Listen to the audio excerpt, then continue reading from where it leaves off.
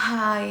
അപ്പം ഇപ്പം നോമ്പായതുകൊണ്ട് ഓരോ ദിവസം കഴിയുന്നോറും ആ നോമ്പിൻ്റെ കാഠിന്യം കൂടി കൂടി വരികയാണ്. ഒന്നാമത് നല്ല ചൂടും.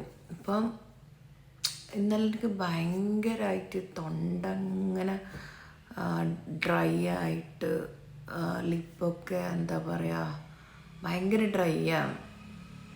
അപ്പോൾ അങ്ങനെ ഞാനും എൻ്റെ മോളടുത്ത് ഇങ്ങനെ കിടക്കുകയാണ്. അപ്പം ഞാൻ ഇങ്ങനെ ചിന്തിക്കുകയാണ്, എനിക്ക് ഇത്രമാത്രം ഡ്രൈനെസ് അനുഭവിക്കുന്നുണ്ടെങ്കിൽ എൻ്റെ മൂക്ക് ഉള്ള ഫീലിങ്സ് എന്തായിരിക്കും?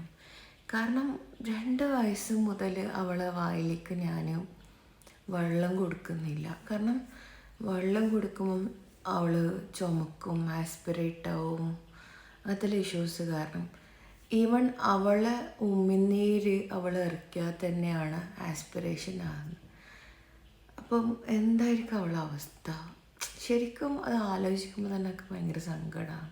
അപ്പം ഇന്നലെ എൻ്റെ മനസ്സിൽ തന്നെയാണ്, അപ്പം ഇങ്ങനെ ആയിരിക്കും അല്ലേ?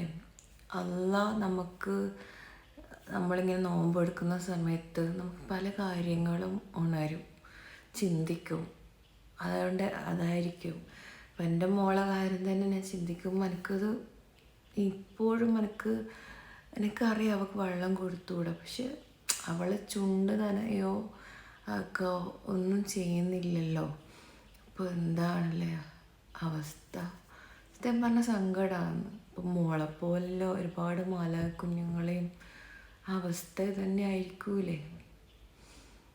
അല്ലാണ്ട് ദുആ ചെയ്യാം അല്ലേ?